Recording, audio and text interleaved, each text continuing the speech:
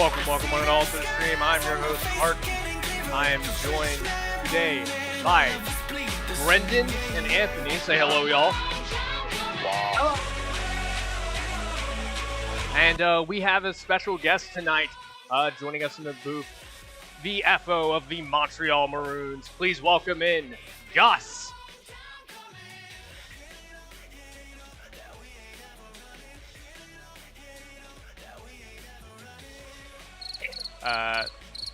I think he's a little bit of issues. I think he has a little bit of a stock issues. Hold on. 1 second while I fix that. Alright, Gus, now try to speak.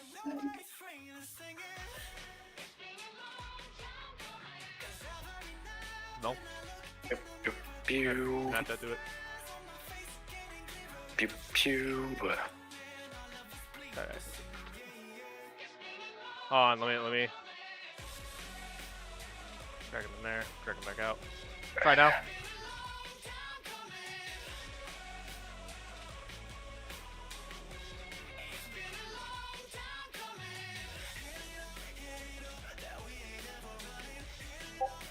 Hi guys. There we go. Alright. Can't wait. How have you been? How's your season been, all that? Yeah, my days has been great. Today's morning I just fucking cheated on my philosophy test, but yeah, my day's been great. I've been really happy with how my team's been doing so far. I know most people tend to see us like a one-man team. You know, Zeus does literally everything, but the reason people often just say that Zeus does everything. It's mostly because they lean towards scoring, you know? Mm-hmm. They lean towards seeing big numbers on the stat sheet, seeing the big red lamp light up. And most of the time, they just tend to forget the other aspect of the game. They just tend to forget the goaltenders, the defenders, you know? Yep. Alright, I completely understand that full and well. How do you feel being back in the playoffs after basically last time your team saw playoffs at all would be back in season 1? You know, it feels great. It's truly a one-of-a-kind experience to be in the playoffs again with the same team that you have followed multiple times. It's a way different story now that it was back then in season 1, but we hope to do our best and, you know, try to get a chance and get a cup. And I think a lot of people expect you guys to be a decent favorite in the Eastern Conference, so at least make it to finals. What do you think you guys need to work on over this extra break that y'all get? You know, we need to work on a little bit of the depth, guys. I've tried to get them rallied for the playoffs, you know, get them hyped, but we need to work on our depth scoring mostly. Apart from our defense on goaltending are already pretty much solved. We just need to get most of these not so depth guys to get, you know, more points because we can't just rely on a single man every time. I do agree. Stream can now see the stats for your team. As you said, Sucius leading the team in goals and assists and points. But you're following up behind him with 51, and then you have Cry, who I don't know who that is. It's Capper. It's Capper. Capper. It's Capper following up right behind you with 43 points, 35 goals, and 8 assists. The rest of the team, very well rounded. You guys have really good depth. As you said, you just need to work on getting that depth set up. Outside of that, how do you feel? What's your predictions for the games today? You know, I don't really do predictions because most of the time I just fucking jinx it. But I got a little bit of a gut that San Jose will take a big lead today, and that Atlanta and New Jersey are going to be tied because it's going to be a hell of a series, a very competitive one at that. Yep, I think a lot of people can agree with you on that. Maybe not the San Jose part, but you know how it is. Right. Well, thanks for coming in, Gus. Good luck on that. Enjoy the break. Good luck getting your team set up, and hope to see you next week. Yeah, thank you guys for giving me this opportunity too. See you later. See ya. All right. Let's look at the rest of the playoff standings and all that. So, Atlanta and New Jersey. New Jersey is going to be starting off today. They're at 6:30, so they'll be starting within the next 15 minutes or so. The Devils, people are looking at as a favorite only due to the fact that they are a lot more active and they have a much better scoring core. However, and I've stated this, and I think and even Saf has stated this, their team can only is good in the consistency market and the fact that they have activity. What's y'all's opinion on this? What do you guys think of the Devils and how they're going to be playing? Being brutally honest, they have since their regular season record is 8-9-1, which in the Atlanta Thrashers it is 9-8-1. Obviously, you have that. But it doesn't matter about the record or the points. It matters about the skill at that time, because it depends on when and where they are about how their performance are. I do agree with that. And as I've stated before, in my media, and have had to use to defend Forever. Forever would be up with Nort, and Lavi and them sitting with 100 goals. Had he not gotten into his car accident, and had I not benched him. And I'm sure a lot of people can agree, him being a rookie, getting 107 points, blowing the rookie record out of the water. I think he's sitting in a very good spot as a rookie, and I think that he's going to be looking forward to the upcoming playoffs. Good point. As for let's go to the other coast. LA versus San Jose. So the Kings returning after a small hiatus last season, where they basically where the original team moved back to LA, or not LA, Atlanta. Coming back into it, and not only fighting for precedence at the beginning of the season with Atlanta, but also fighting for it with Winnipeg, and then coming up just short at the end of the season. I think here's my finish up. I'll put my input in after. Yeah. I think that the Kings look really strong and can perform really well in this upcoming playoff performance, but I also think San Jose is looking to kind of prove that they can also keep up with them and put a very substantial lead over their South California counterpart. Bren, you want to put in your input now? What I think they're trying to do, and I think they're really trying to recapture that lightning in a bottle they had 6 months ago. The Rosh are strong. Look at that. But I'm saying good things. Like, they're a great team, great structured. Just they had a little bit of a disciplinary problem at the beginning of the season. A little bit of inconsistency issues at the beginning of the season. They solved them, but their issue is they needed to capture that lightning in a bottle again. It's very rare to, but they can do it. They can definitely do it. It's the same thing with San Jose, who were the cup winners last season? Yep. So they want to recapture that lightning in a bottle too. They want to be able to go up front, fuck up Winnipeg, and win too. But there can only be one. There can only be one. Indeed, there can only be one. This goes the same for the Eastern Conference too, between New Jersey and Atlanta. And both those teams are gunning to get into that spot against Montreal, and even try to gun and get past Montreal. But I also think that compared to both teams, especially if we saw a Winnipeg-Montreal final, Winnipeg is the much more favorable team due to the amount of depth and due to how much more well-rounded they are compared to Montreal. As Gus said, his team has a lot of depth, but they just need to work on getting that depth honed. They need to work on getting it completely prepared for the upcoming games. Yeah. It's just these teams have had such good primes. Of course, LA winning the Cup in Season 4, and then San Jose clapping back after. But Atlanta being winners in Season 2. And when was the last time that New Jersey won a Cup again? If they've ever won none? When was the last time who won the Cup again? New Jersey? The Devils, I don't think, won a Cup, if I recall. I think they came short.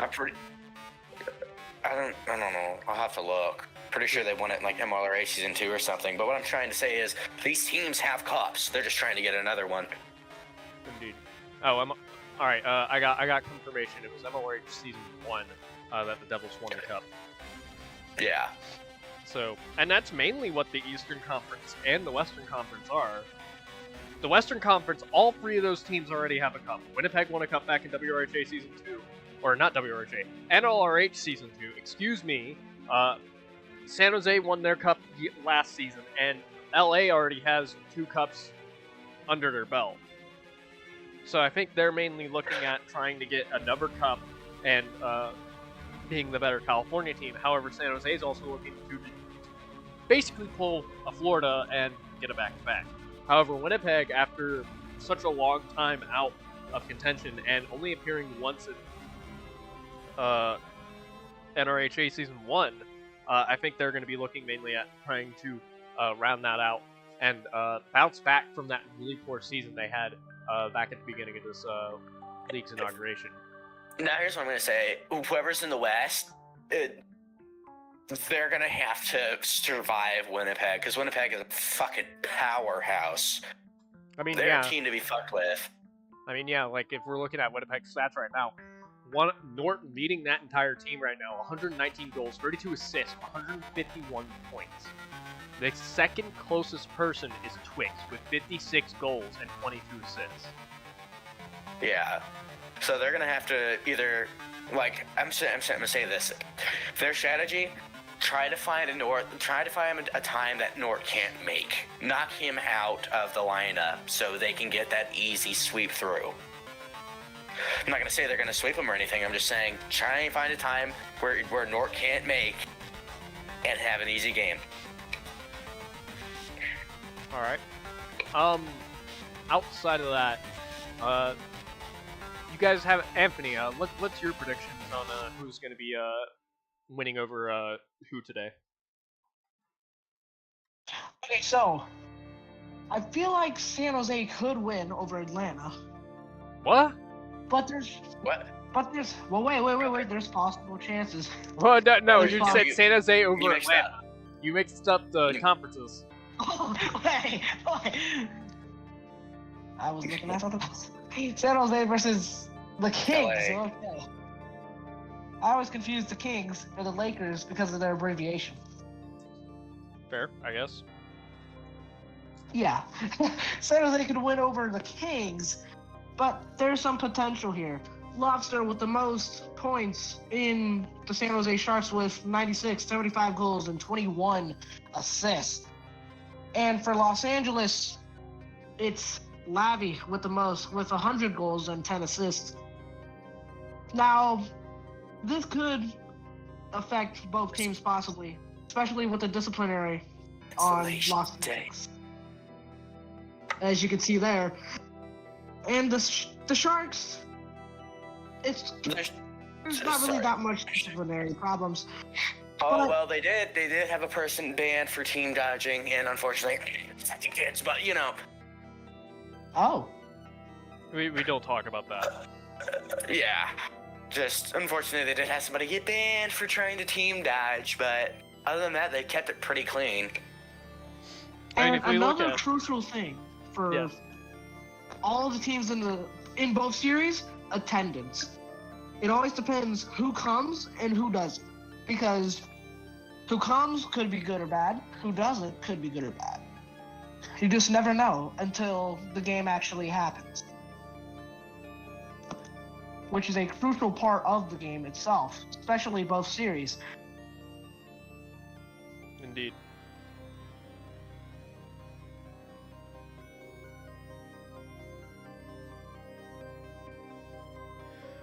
And 4. Atlanta versus the Devils. Who do you got in that one? Go to the Atlanta stats real quick.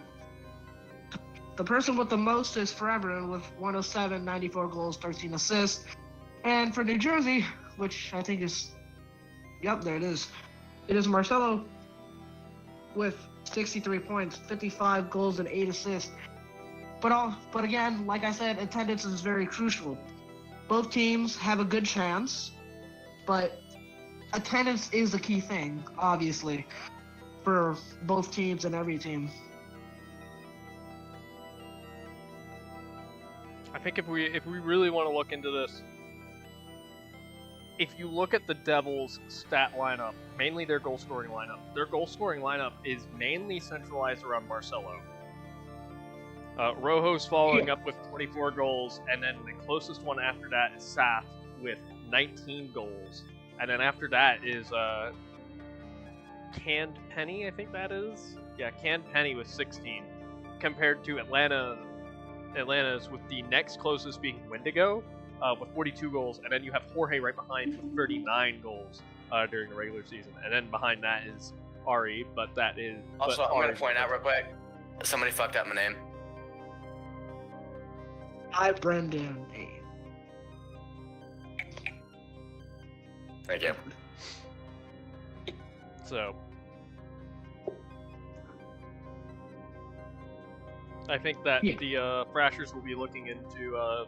I think the Thrashers are a more favorable team, because even with bad attendance, they have 2 high-end goal scorers who can put up at least 2 goals a game. Oh, so...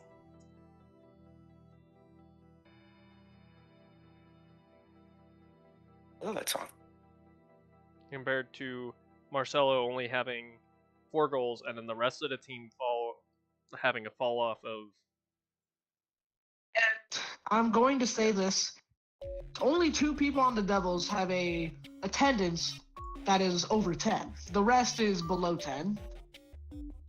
Which, like I said, attendance is a crucial thing.